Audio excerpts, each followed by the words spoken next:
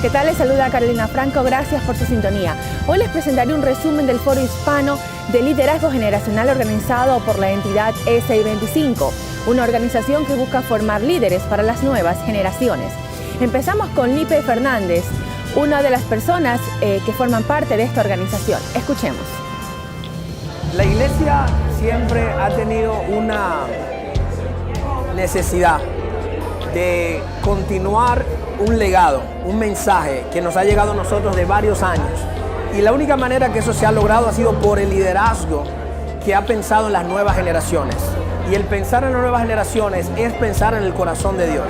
Porque la tragedia más grande que nos podría pasar es que seamos la última generación que conozca de la palabra de Dios. Y lo que se ha propuesto durante todo este tiempo es crear una conciencia de la necesidad de abrazar no solamente la parte espiritual, sino una parte integral, una lealtad a la comunidad, a la nación, al país, a todo lo que hacemos, que todo lo que hacemos va conectado con el evangelio que predicamos, que no solamente es la parte espiritual, no solamente es una sola edad, sino que a Dios le interesa todas las edades y también le interesa todo ese ser humano, o sea, todo el evangelio para toda la persona en una manera integral. Ahora veamos un reportaje de la historia del lugar donde se realizó este Foro Hispano de Liderazgo Generacional. La Universidad de Princeton se encuentra en el estado de Nueva Jersey. Fue fundada en el año 1746. Es una de las universidades más prestigiosas del mundo y más antigua en los Estados Unidos. Además, es una de las 8 universidades de la Ivy League. Originalmente fue una institución presbiteriana, ahora es laica. Princeton es una de las universidades más ricas del mundo. Su presupuesto supera los $13,000 millones. La Universidad de Princeton cuenta con un museo de arte que exhibe numerosas pinturas y esculturas. Sus fondos suman 72,000 piezas. La prestigiosa universidad es calificada entre las mejores de Estados Unidos y fue calificada con 7 nominaciones al primer puesto por la revista US News and World Report. Ha estado por encima de las universidades de Harvard, Yale y Stanford. En la Universidad de Princeton está el Seminario Teológico que fue fundado en el año 1812. Actualmente es uno de los seminarios teológicos más respetados en el mundo. Lucas Leis es uno de los líderes en Hispanoamérica más influyentes. Fue presidente de Editorial Vida y fundador de Especialidades Juveniles, que ahora es SI25. Él conversó con nosotros y nos explica qué es lo que él busca erradicar con este foro. Sí, muchas cosas que hacemos en las iglesias hispanas son efecto misionológico el paradigma de los misioneros que el siglo pasado llevaron el evangelio a América Latina. Aunque estemos en Estados Unidos, somos de origen latino y hacemos las cosas como las solíamos hacer en nuestras ciudades de origen hace años atrás. Y llegó la hora de revisar esos paradigmas, porque gracias a Dios por los misioneros, pero con el evangelio nos trajeron algunas ideas culturales. Y una de ellas es distanciar, o me animo a decir divorciar, el ministerio de jóvenes del ministerio de niños. Quienes trabajan con jóvenes en la mayoría de nuestras iglesias no dialogan con quienes trabajan con niños, son equipos totalmente distanciados. Como antes mencionaba, el pastor general no se involucra, es la idea de que, bueno, quien trabaja con jóvenes o quien trabaja con niños son los adolescentes, y todo eso ha generado que no sabemos retener bien a nuestros hijos. Si todos los niños que alguna vez pisaron una iglesia cristiana hoy se congregaran, nuestras iglesias serían 5 o 6 veces más grandes. ¿Dónde están todos esos niños? A muchos los perdimos en el paso de la niñez a la preadolescencia. A otros los perdimos en el paso de la preadolescencia a la adolescencia. Y a muchos otros los perdimos en el paso de la adolescencia a la etapa universitaria. Por eso es que debemos reinterpretar cómo acercarnos a las nuevas generaciones. Revisar primero que nada la Biblia. Entender que la misión que nos dejó Jesús no es ir y hacer reuniones, sino ir y hacer discípulos. Y empezar a acercarnos con inteligencia a esta realidad y este desafío que hoy tenemos con las nuevas generaciones. Así es que la propuesta de SI25 va a ser empezar desde la etapa de educación consciente que ocurre a los 6 años de edad y terminar el ministerio de jóvenes a los 25 años. Porque la biología, la sociología, la psicología social y la neurología nos enseñan que la juventud termina a los 25. Eso yo sé que le puede sonar mala noticia a algunos, pero en nuestras iglesias usualmente pensamos los jóvenes y hablamos de los de 12 hasta los de 35 que todavía no se casaron. Y con eso somos cómplices de la adolescentización de la cultura y de la inmadurez de muchos. Así que tiene que haber un tiempo final de graduación hacia la adultez. Y todas las ciencias nos enseñan que eso debe suceder a los 25 años. Así que por eso es que este movimiento eligió este nombre, 625, y estos parámetros de influencia. En este foro se trataron algunos temas como lealtad a la Biblia, lealtad a la comunidad, lealtad a la nación, dilema migratorio, eclesiástico, generacional y moral. Noel Castellano es el director general de la Asociación Cristiana para el Desarrollo de la Comunidad.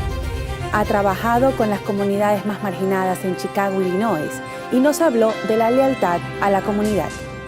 Tenemos que reconocer que la historia de la Biblia conecta tan cercamente a nuestra experiencia como latinos e hispanos, que nos puede dar una nueva esperanza, fervor, para poder decir sin duda a nuestros hijos, Dios está con nosotros. Dios está. La historia es que Dios se hizo carne y se encarnó en esta tierra para que nosotros lleguemos a conocer su amor y experimentar su transformación por la cruz. Pero tenemos que redescubrir la historia de Dios desde el punto de vista de la historia histórica. Allí es donde Jesús llegó para salvar a todo el mundo. No comenzó con la iglesia anglo, no comenzó en la iglesia de la cultura dominante. La salvación de todo el mundo comienza en el barrio. Al volver, el pastor Víctor Tiburcio nos hablará del dilema eclesiástico. La iglesia que no invierte recursos en los jóvenes es una iglesia difunta, anquilosada, es una iglesia paralítica. Este foro fue una oportunidad para dialogar, discutir ideas, compartir experiencias y facilitar un cambio en las generaciones. Conozcamos quiénes son algunos de sus líderes, pastores y educadores que buscan incluir sus estrategias en este gran desafío. El objetivo del Foro Hispano de Liderazgo Generacional fue identificar algunos dilemas que está pasando la iglesia. Carlos Penaloza es pastor de la iglesia Eclesia en Virginia. Menciona que uno de los dilemas generacionales es el proceso de transición de los jóvenes. Bueno, en mi criterio, creo que uno de los dilemas generacionales es el proceso de transición, lo que yo mencionaba en la charla. A veces algunos pastores no se han proyectado en cuanto a lo que será la iglesia en la siguiente generación. Y como escuchaba uno de los exponentes también decir, muchos dicen, yo voy a morir con las botas puestas. Eso es bueno, heroico, desde el punto de vista de que quieren seguir trabajando, pero no consideran que las siguientes generaciones vienen presentándoles unos desafíos que si ellos quieren seguir siendo relevantes para ellos, necesitan no solo mantener lo que ellos han aprendido, sino adaptarse a esas siguientes generaciones de tal modo que sigan asistiendo a la iglesia, disfruten de la iglesia y la hagan crecer. El dilema eclesiástico que vive la iglesia tiene que ver con una iglesia que no invierte en recursos para los jóvenes, según el doctor Víctor Tiburcio, pastor de la iglesia Aliento de Vida en Nueva York. La iglesia que no invierte recursos en los jóvenes es una iglesia difunta, anquilosada, es una iglesia paralítica, porque una iglesia donde no hay jóvenes, hermano mío, ¿qué usted cree que habrá? Gente en silla de ruedas, gente ¿me entiende? Lamentablemente. Entonces, los pastores, y Dios ha dicho algo, o sea, hay que trabajar con la junta. El problema está, si yo no le enseño a mi gente conciencia, de cómo tratar esto, cómo tratar este tema, cómo tratar este issue, este caso. Ellos muchas veces no van a aprender. Yo tengo que ser el que intencionalmente me siente, y eso es parte del discipulado. Discipulado responsable implica identificar debilidades y plantar bíblicamente la enseñanza correspondiente que lleve a la gente a entender el propósito de Dios en esas áreas. Y la iglesia tiene que entender que es una emergencia que nunca va a terminar mientras la iglesia esté sobre esta tierra. Niños y jóvenes tienen que ser prioridad para todos nosotros. Por su parte, el pastor Joshua Rodríguez de la Coalición Nacional de Latinos Evangélicos sostiene que Satanás ha usado el egocentrismo desde la época de los baby boomers y que la generación de jóvenes debe de ver el servicio a Dios como un privilegio. Nuestro secreto ha sido que cuando instruimos a gente en lo que es el liderazgo, en lo que es el servicio a Dios como un privilegio y no como un favor que uno le hace a Dios, pues la gente realmente se enamora de Jesús y se enamora del servicio. Y nuestra experiencia ha sido que mientras más gente hemos equipado y mentoreado, discipulado, más la iglesia ha crecido. Una de las deficiencias de los boomers fue el egocentrismo. Satanás vio la entrada, entró por ahí. En el 1973 entonces la Corte Suprema aprueba la famosa decisión Roe v. Wade. El aborto es legalizado. Y desde el 1973 hasta hoy hemos abortado, cortesía mayormente la generación de los boomers, más de 55 millones de consumidores o consumistas en potencial, inversionistas en potencial. Por su parte, Gabriel Salguero, líder político cristiano, habló de lealtad a la Biblia. Salguero también fue parte de la Convención Democrática en el 2012. Él sostiene que la misión de la iglesia es enseñar a los jóvenes cómo ser leales a la nación, pero también al reino de Dios. Lo que les vengo a decir es que Romanos 13 mucha gente lo usa para endoctrinarnos a una lealtad ciega a un país. Porque sacan el texto de su contexto para un pretexto. Porque Romanos 13 viene después de Romanos 12. Y está en el libro de Romanos donde el apóstol Pablo le está escribiendo a una iglesia de la cual él nunca ha visitado ni tampoco fundó, de cómo ser ciudadanos de dos lugares. Ciudadanos del reino de los cielos y ciudadanos del imperio romano. Usted y yo, dice la Biblia suya y mía, que somos ¿qué? Ciudadanos de dos cosas. O sea, Pedro nos escribe los de la diáspora, ya en primera de Pedro, de la diáspora que están en Capadocia, en Bitinia, en otras partes del mundo, los que son peregrinos y extranjeros. A la vez pertenecemos a un país ya natal o adoptivo, pero a la vez pertenecemos al reino de Dios. Entonces, ¿cómo entonces navegamos ambas lealtades? Al reino de Dios y al país del cual nosotros somos ciudadanas o ciudadanos. Esa es la enseñanza y la destreza que le tenemos que enseñar a nuestra juventud. Cómo navegar una lealtad a dos reinos, al terrenal y al celestial. El cantante cristiano Edgar Lira es pastor de la Iglesia Central Cristiana en Las Vegas, Nevada. Para Lira, el dilema moral que se vive en Las Vegas es algo que solo Dios puede cambiar. Bueno, obviamente que bueno, estar en Las Vegas es una ciudad totalmente atípica, ¿no? Ahí el eslogan de la ciudad es la ciudad del pecado. Entonces, hay algo, cuando yo llegué, yo tengo 5 años que comenzamos la congregación, pero es una ciudad totalmente atípica, ¿no? Y una de las cosas que sucede cuando la gente llega ahí es que la gente peca como en todos lados, pero como es la ciudad del pecado, no le importa que todo el mundo sepa que... O sea, el pecado es el doble. No, o sea, peca igual, pero no le importa que la gente sepa. O sea, en otros lugares la gente como que peca, pero se reserva, ¿verdad? Para no andar enseñándole al mundo. Son más para que no sea, recatados. para no ser criticado, ¿no? Pero en Las Vegas como que hay una aceptación de que cada quien viva su vida como quiera. Y entonces eso tiene un impacto, obviamente, que en la iglesia, tiene un impacto en en la manera de ser iglesia, ¿no? Entonces a mí me ha servido muchísimo el estar ahí, el trabajar con la gente de Las Vegas. Son gente normal, son gente que, o sea, no es nada diferente. Lo único es que a la hora de la moralidad, a la hora de la concepción de lo bueno y lo malo, la gente como que no, en cualquier otro lugar del mundo, es que Las Vegas es raro, en cualquier otro lugar del mundo la gente como que se cuidaría un poquito más, ¿no? Pero en Las Vegas no, en Las Vegas la gente llega así como es, ¿no?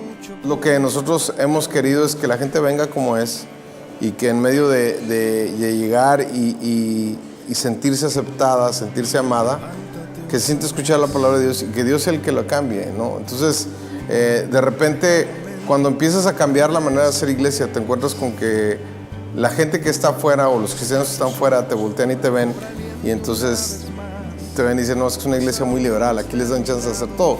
Pero en realidad no es así, en realidad es que lo que quiere es que la gente venga así como es y que en medio de eso escuche a Dios y que en medio de eso conozca a Dios y que Dios sea el que los cambie, ¿no? Bueno, el coro dice, no desmayes corazón, que aún no es el final. Por aliento y esperanza, pues aún no has terminado. No desmayes corazón, no desmayes corazón, que aún no es el final.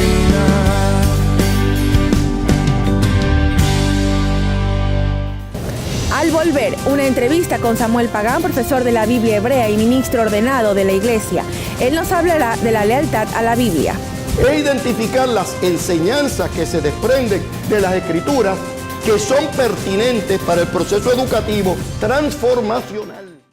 El doctor Samuel Pagán es profesor de Biblia hebrea, ha escrito más de 35 libros en temas teológicos, bíblicos y pastorales. Conversamos con él en una amena entrevista. Pues Samuel Pagán es ministro del Evangelio de Dios, que cuando estaba estudiando ingeniería, yo soy ingeniero químico, descubrió que le gustaba la Biblia. Y empezamos a estudiar la Biblia en los estudios bíblicos de la universidad, en los grupos de jóvenes de la universidad.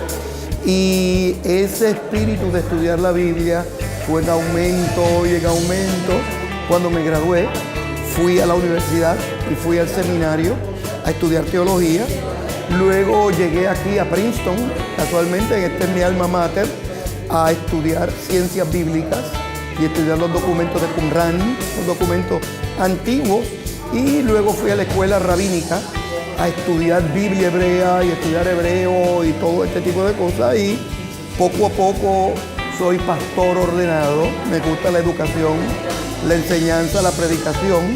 Y lo que me he dedicado a hacer es a traducir la Biblia y escribir libros sobre la Biblia. Y esa es nuestra pequeña contribución al reino. Cuéntenos qué es un biblista o un traductor de la Biblia. Mira, biblista es aquel que se dedica a estudiar la Biblia. No solamente estudiar la Biblia para la predicación, no solamente estudiar la Biblia para la enseñanza en la iglesia, sino ir un poco más allá para comprender la dinámica que está detrás del texto bíblico. Por ejemplo, hay que conocer el hebreo, el griego, el arameo, entender las culturas antiguas, hay que estudiar arqueología, lingüística, sociolingüística. Entonces, eso nos da un panorama amplio de la época de Abraham, digamos, o de la época de Sara, de David, de Jesús, de María, del Nuevo Testamento. Y al comprender el idioma y al comprender la cultura, entonces eso nos permite traducir la Biblia al idioma de hoy. Por ejemplo, nosotros afirmamos mucho la Nueva Versión Internacional. ¿Por qué? Es una Biblia importante porque se fundamenta en los documentos antiguos más fidedignos, uno, y segundo, porque se ha escrito en un español que puede ser entendido por las nuevas generaciones. No quiere decir que Reina Valera u otras traducciones sean malas, porque no lo son. Los textos que yo sé de memoria son de Reina Valera de 60. Doctor, ¿por qué en este foro hispano el tema lealtad a la Biblia? Cuénteme un poco de eso.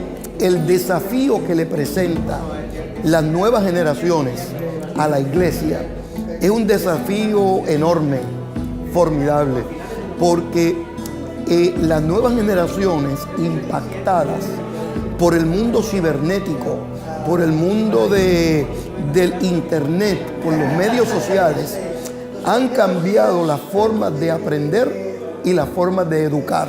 Por eso es que los jóvenes contemporáneos, los que traducimos la Biblia o los que la enseñamos, tenemos que comprender el idioma de la tecnología para afirmar la lealtad al texto bíblico en este mundo cibernético. Doctor, pero no solamente una cultura de idioma, sino también de corporal. No es solamente la tecnología, es la comprensión, es la historia, es la educación, es la sociología. ¿Cómo viven? Cómo se visten. ¿Por qué 6 meses pasa en Jerusalén y 6 en los Estados Unidos? Cuénteme un poco de eso. Mira, yo estoy yendo a Jerusalén desde 1980, cuando fui a culminar mi primer doctorado. Y fui allá y aprendí arqueología y geografía bíblica. Luego en los años 90, pasaron los 80 y yo iba una vez al año, una vez cada 2 años. En los 90 comencé a ir todos los años y comencé a pasar los años sabáticos en Jerusalén. Y los años pasaron y en el 2007 nos invitaron a mudarnos allá. Y fui allá a enseñar, pero ya en el 2012 me nombraron decano del Centro de Estudios Bíblicos en Jerusalén. Entonces, este es un programa de educación continua que intenta, lo que deseamos es llevar personas, pastores, líderes de la iglesia, llevarlos a peregrinares a la Tierra Santa, pero no a peregrinares turísticos, que son muy buenos también, o sea, pero nosotros no estamos en ese mundo turístico. Son peregrinares educativos, son peregrinares que hemos llamado de espiritualidad transformadora. Son peregrinares donde no solamente vamos a los lugares clásicos de Jerusalén, digamos, de Belén, el lago de la Galilea, todos los sitios van todos los turistas, nosotros vamos allí también. Pero además hemos decidido ir a lugares que en términos turísticos no son populares y al contrario, a veces se distancian de ellos, pero que son importantes para nuestra fe. Por ejemplo, nosotros hemos decidido ir a la tumba de Lázaro. ¿Qué turista en el mundo va a quererle? Usted le pregunta, ¿quieres meterte dentro de la tumba de Lázaro? Te hace la señal de la cruz, te dice, no, yo no quiero ir para allá. Pero para un predicador, y para una predicadora, y para un creyente, meterse dentro de la tumba y salir, y ver las dificultades físicas al salir, entonces el texto bíblico cobra dimensión nueva. Por ejemplo, estos días comenzamos a ir al lugar donde el Señor viró las mesas en el templo. ¿Qué turista va a querer ir a un sitio así? Eso para los turistas no es, pero para una predicadora, un predicador, esos son lugares extraordinarios. Hemos decidido ir a las escalinatas donde Jesús discutió con los maestros de la ley cuando tenía 12 años. Eso no tiene espíritu turístico, pero para la fe eso es muy importante porque es en el parque arqueológico y los llevamos ahí para que puedan disfrutar. Otro lugar que vamos, muy significativo, por ejemplo, yo escribo un libro de 600 páginas sobre Jesús de Nazaret. Escribo el libro. Uno lo lee en un mes, leyendo 20 páginas todos los días. Uno puede hacer eso si quiere entender la cultura de Nazaret o visitar un centro que se ha creado en Nazaret que recrea la vida en una aldea pequeña en Nazaret en el primer siglo de la iglesia. Y uno puede o leer un documento de 600 páginas o pasar 2 horas allí para ver cómo comían, cómo preparaban la comida, cómo era la sinagoga. Es un complemento. Un complemento, cómo era la sinagoga, cómo las imágenes de Jesús rurales de las parábolas, allí las pueden ver y a eso es que me dedico. Doctor, felicidades por su excelente trabajo y gracias por habernos acompañado. Con este foro se buscó un diálogo y una transformación de pensamiento que lleve a influenciar a los nuevos líderes de las nuevas generaciones, analizando los diferentes dilemas que hay hoy en día en la iglesia. Estuvo con ustedes Carolina Franco, gracias por su sintonía. Sigan con Aliento Visión.